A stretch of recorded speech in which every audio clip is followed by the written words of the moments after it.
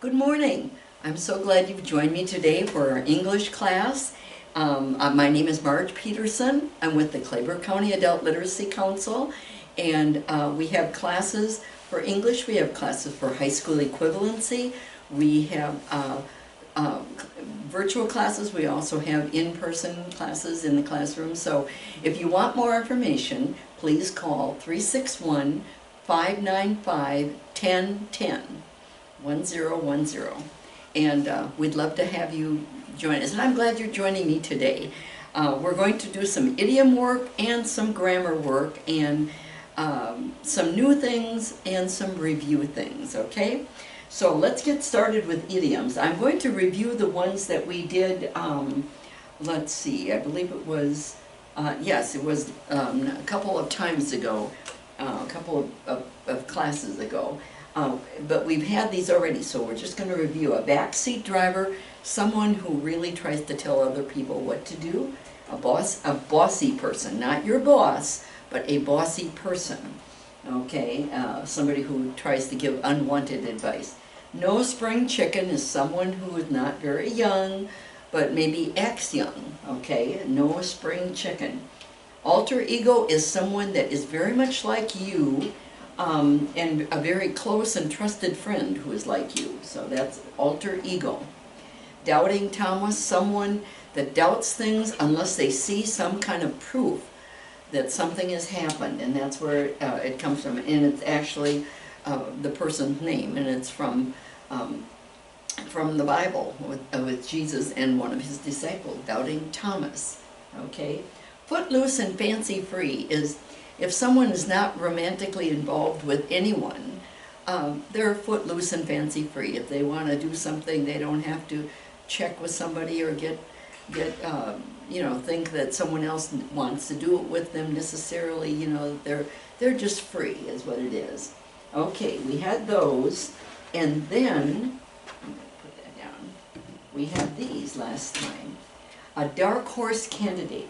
If someone runs for a political office, or maybe it's just running for, maybe you are in some organization and someone's running for the presidency of the organization or something like that, it's a big group, candidate or contestant about whom little is known, because maybe they run for this office, but nobody knows them or they don't know much about them, and then they win, okay? But no one expects it. So that's called a dark horse candidate. Dark horse has the hyphen in it, so you always use it together. You don't say that they're a dark candidate, and you don't say they're a horse candidate, okay? Dark horse candidate, that's the meaning of it, that someone who wins some contest and nobody knows much about that person, but maybe they've done a good job of getting their message out or something like that. Okay. Number 45, we have a fish out of water. Fish need water to exist and to live in, don't they? But if they're out of the water, they're not in their usual habitat, right? Or in their usual place. A person who is out of his or her usual place. Sometimes we call it comfort zone, even. That's a real common term now. So if someone is out of their usual place or out of their comfort zone, someone who doesn't fit in or is helpless in a situation, we might put it that way, because that's a better way. Somebody who doesn't really fit into where they are, as far as maybe they've gone to some class or some training or something like that, and they don't feel comfortable doing it. They don't, they don't fit in with everyone that's there, because everyone there has a certain goal in mind or something different. So they're a fish out of water. That's not a comfortable place to be. Goody two-shoes. Now, see that this is always used together. Goody hyphen two hyphen shoes. Goody two-shoes. It's a person who thinks that he or she is perfect and tries to act perfect. Okay, so if usually everybody, we all have faults, and everybody knows that we all have faults, and we have our strengths and our weaknesses and all that sort of thing, but some people think that they're perfect, and if they try to act perfect, it's hard to be around people like that, isn't it? Because they try to seem like they are maybe better than everyone else. They're goody two-shoes. Another word or another idiom, we call it holier than thou, and that also has hyphens between it. Holier means they're more holy than everyone else, than you are. Thou is an older word for, it's an old English word for the word you, and thee and thou. And if you feel like you are holier than you or everyone there, that means that you think that you're perfect, okay, that you are more, God created you more perfectly than everyone, okay. Hard to accept that kind of a person too. Goody two-shoes or holier than thou. Salt of the earth. Now, salt is needed to make things, how do I say, to make things good, okay? Salt is a preservative for things that are, you want to remain cold and that sort of thing. But salt enhances everything. It makes everything better. And the whole idea of salt of the earth is that someone who is highly respected and makes the world a better place. It's the person who is considered to be a finest person around, okay, the finest person. So that's a very good compliment, that you would like to be the salt of the earth, because you make everyone better and you make the world a better place. Salt of the earth. Tied to someone's apron strings.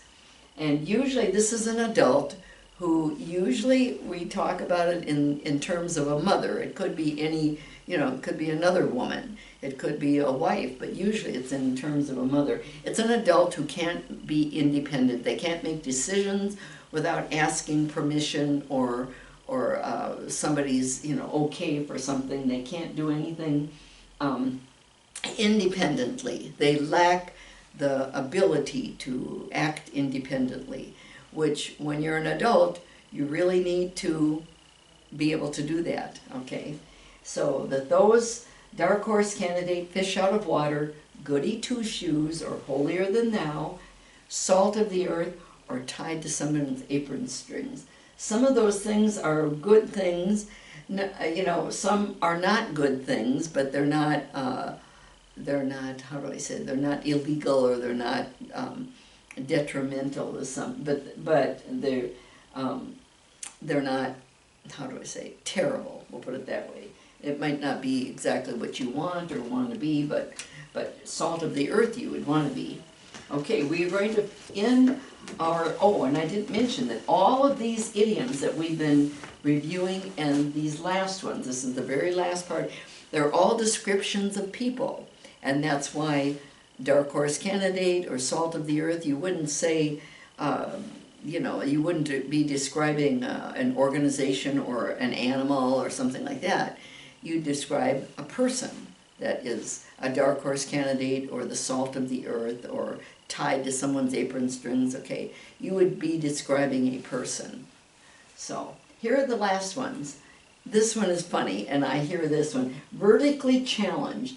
It's a and okay, let me say something. I didn't think these up. These are all from either the book of, the Scholastic Book of Idioms and Sayings and, I forget, Phrases, I guess it is. Or it's from an app called English Idioms and Phrases, okay? So all of these things have been taken directly from either one of those sources. Okay, vertically challenged is a humorous way to say that someone is not very tall. For example, me, I hear this, that I am vertically challenged, or I might say, and it's a funny way to say you're kind of short, okay? That is not very tall. That's a nice, gracious way to say that you're not very tall, that you're short. Okay, so vertically challenged, when you think about it, that vertical goes up and down, and if you're vertically challenged, you're short. This one I included. It's not as common, but you will hear it sometimes. I know, bleeding heart, and I put it in quotation marks because they use it in quotation marks. This is a person who has an extremely soft heart. Now, soft heart is an idiom in itself, because our heart is on the inside of us, And our heart is not soft. A soft heart means that, oh, you empathize with people, or you feel sympathy toward them, or you are understanding. If someone, oh, say you have a class, and someone comes late to class all the time, and the teacher has said that, you know, if you know, like, let's say this is in high school, or maybe at the university, the teacher might have said, well, if you are late more than 3 times or something like that, your grade will be less because of, you know, and so let's say that your friend is late 5 times, and then the friend goes up and talks to the teacher, well, I was late because we had this emergency, or this time it was because of this a family problem, or different things. And if the teacher has a soft heart, he says, okay, well, okay, I won't make your grade less because of the fact that you were late 5 times, more than 3 times. So someone, soft heart is an idiom in itself. It means someone who is very understanding, maybe too much so. Okay, listen to the rest of it. A person who has an extremely soft heart and feels compassion or pity toward all people, including those who may not deserve sympathy or compassion. Okay, so a bleeding heart would be somebody that feels sorry for everybody, not just people that really need that compassion or that pity. And so it's a little bit of a unique thing, but you will hear bleeding heart sometimes, and it would describe somebody. And soft heart, that you might hear pretty often too. So, okay, this one, there was even a movie, I think, with this name, Dressed to Kill. It has nothing to do with murder or killing anyone, but it means to wear very fashionable or glamorous clothes with the intention of attracting attention. So if someone wears something that's very, how do I say, unique, and maybe, you know, shows off their figure or different things like that, they want attention. You often see movie stars or people out, you know, and want that. And they're dressed to kill. I don't know why it's mentioned this way, because it has nothing to do with murder, but it just means that they're very fashionably or glamorously dressed. Okay, this one, and they also put this one in quotation marks, just like they do bleeding heart. Poker face. Now this one has nothing to do with the game of poker, you know, in gambling, but this is someone who shows no emotion, happy, sad, angry, none of those things, and not to have any expression on their face. So that if someone is poker faced, you could tell 10 jokes and have them be very funny things, or even just one joke, and everyone laughs, but not the person that is a poker face, that has a poker face. They don't show any emotion. Many times when you see courtroom things, if someone is found guilty, that they may have a poker face because they don't show any emotion. They don't show that they're sad or that they're angry, or even sometimes if they're found not guilty, they may not smile. Okay, so that would be a poker face person. Okay, we got 2 more left. A bad temper. Someone who gets angry very easily. If someone says, oh, he has such a bad temper, you're describing him. That's why at first I wasn't going to include that, because a bad temper, you wouldn't say, oh, he's a bad temper. You would say he has a bad temper. Okay, and the same thing with poker face. But these you'd say, she is dressed to kill, or she is a bleeding heart, or he is a bleeding heart. A bad temper, if someone has a bad temper, it means that they get angry easily. And then the opposite of that is happy as a lark. Now there you might say that she is as happy as a lark. Someone who is extremely happy and has no cares. It just seems like a lark is a bird, okay? A lark is a bird that, let's see, it's a bird that gets up very early in the morning and like starts making a chirping or making noise, singing. because they're happy, and so a lark is a, you know, a happy bird, and so if somebody is as happy as a lark, you're as happy as the bird that gets up early and sings to everybody and wakes them up, okay? So, bleeding heart, dressed to kill, poker face, a bad temper, and happy as a lark. Oh, I forgot the first one, vertically challenged. Maybe I forgot it on purpose because that's what I am. So, anyway, I hope that you have learned things. On our next class, we're going to do some board review. We're going to have like a little quiz on these last ones. But I hope that you have learned something and that you will really use them when you are, when you're reading or when you're talking to people. You know, you can say, well, he has a bad temper, but she's as happy as a lark. Okay, so you can use them. These two are like opposites, okay? And let's see, I don't know what opposite of poker face. Maybe a bleeding heart would be almost the opposite of a poker face person, but not exactly. But it certainly aren't the same kind of thing.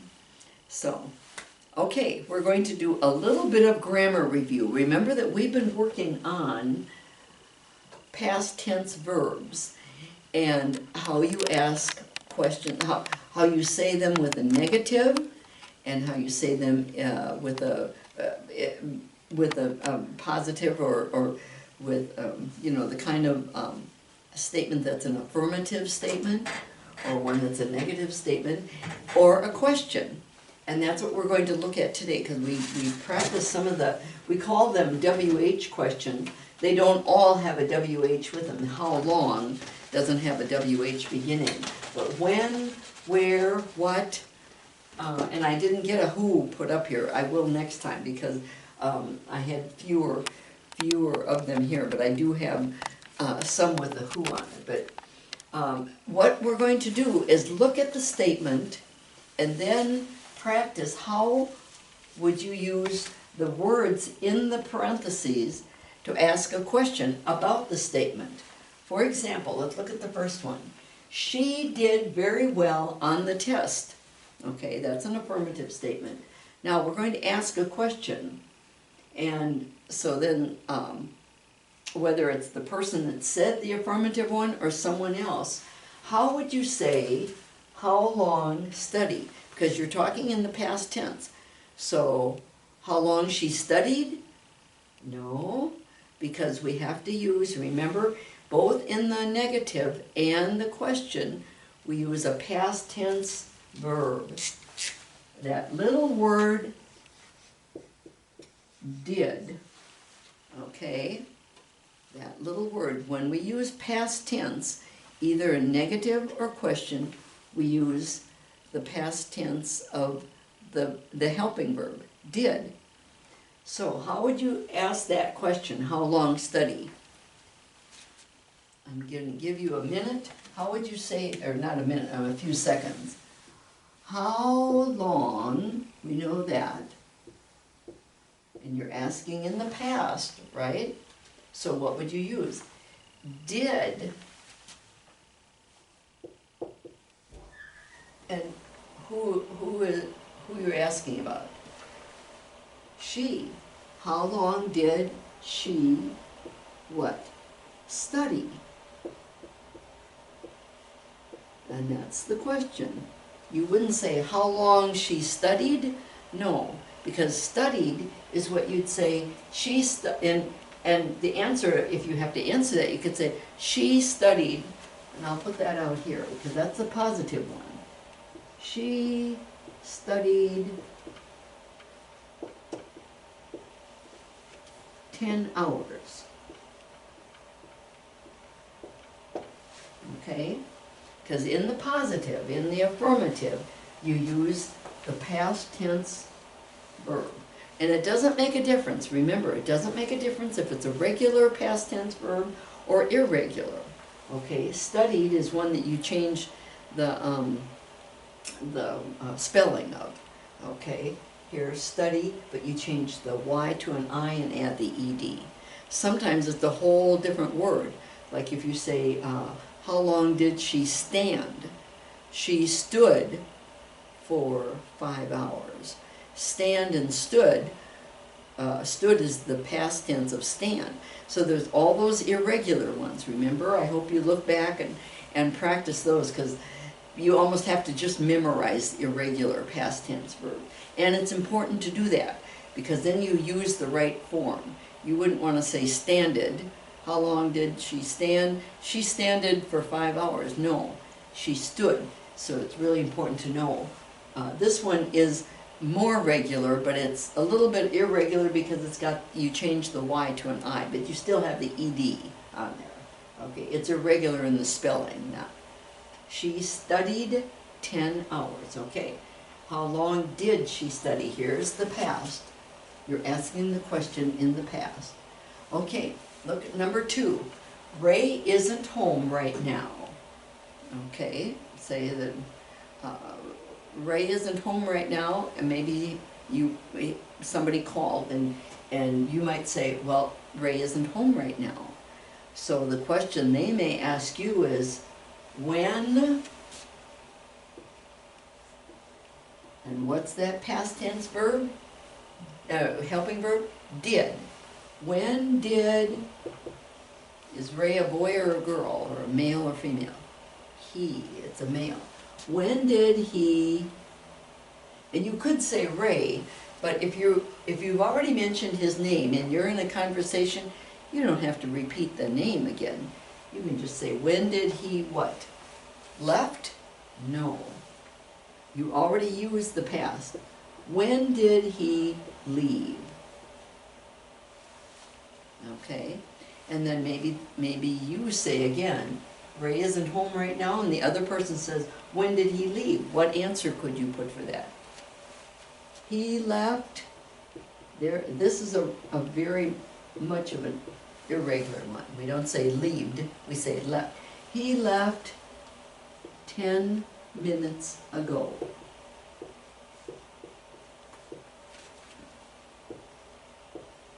Maybe someone was supposed to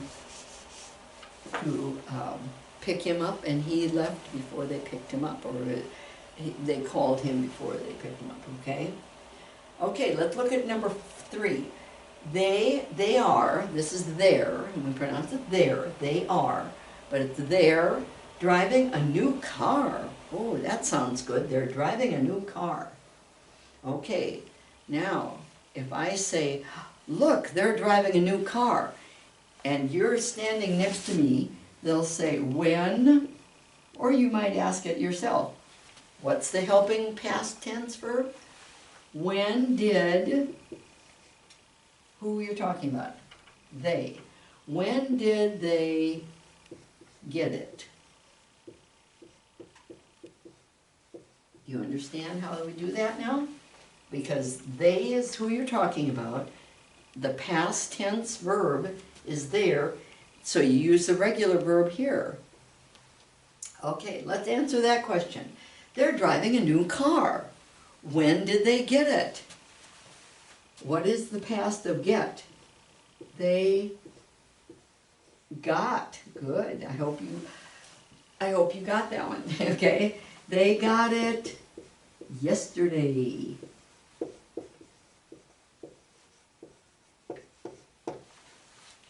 They got it yesterday, so they are driving a new car. When did they get it? They got it yesterday. See? Those are all the affirmative ones. She studied, he left, they got it. They're all in the past tense, whether it's irregular or regular past tense. But the question is always in the past tense helping verb. Okay? I like your new dress. Where? What's that past tense helping verb? Did. Where did? Who are you talking to? I like your new dress. You're talking to you, right? Where did you buy it? Where did you buy it? Okay, here's the past. I like your new dress. Where did you buy it? You're asking about the past. Okay, And what could you answer that? Because the other person would say, what's the past of buy? Bought. Remember, all of that was one of the irregular categories we had. All of the words, whether they have O-U-G-H-T, A-U-G-H-T, like the past of teach is taught, okay, or thought, the past of think is thought. They all sound ought. I bought it at, let's say that you went to Dillard's. I bought it at Dillard's. Okay, you went to the department store, or you could say any place to find, because you're asking, I like your new dress, and where did you buy it? And you would be asking that because you're saying you're talking, and the other person would say, I bought it at Dillard's, it passed. Okay, let's look at one more here today. We went to the museum last week. We went. Okay, this one was, I like your new dress, but then you want to know where did you buy it, because you're wearing the new dress, so it's past that you bought it. Okay, this one, someone, we went to the museum last week. Someone, you're telling someone, so they ask you what, and how would you use see? What did, and you told that person, we went to the museum last week, so they are calling you, they're talking to you, and you say you. What did you, and it's probably you plural, because it says we went, maybe your family, or maybe your class, or a group of friends, we went to the museum. What did you see? What did you see? Here's the past. We went to the museum. What did you see? Now, what is the past of see? We saw. Good. Many, let's say it was an art museum. Many portraits. Portraits are pictures or paintings of people. Okay, and there's your path, because it's a positive, it's an affirmative statement, it's positive. We saw many portraits. We went to the museum last week. So the other person says, what did you see? What did you see? Here's did and you see. Now, what did you saw? Or what saw you? No. What did you see? We saw. Here you use the past of see. Many portraits. Okay. I hope that this has been a good review for questions. We're going to do some more next time, and I want you to practice some. You can write anything. Sometimes it can be something in the present tense, but you ask the question in the past tense. So then you're going to answer in the past tense also, because usually if you say, I like your new dress, where did you buy it? Well, you already bought it, so it says, I bought it at Dillard's or whatever store you're talking about. And so it doesn't make as much difference what they first said, whether it's in the present tense or the past tense, but your answer and then the question afterwards is going to, the question and then the answer afterwards are all going to be in the past tense. The question has to have that past tense helping verb. So, okay, thank you for joining me today. I will see you next time. One of the changes that we're doing right now, instead of having 2 videos a week, we're going to have just one during the summer. Okay, so that it's a little less often. We figured that you need a break. You might be going to the beach or going someplace on a vacation or having family come or something, so you may not be studying quite as much. But we want you to keep on studying, because that's how you learn and practice. So thank you for joining me today. I hope you have a wonderful, wonderful week, and I'll see you next week. Okay? Bye-bye.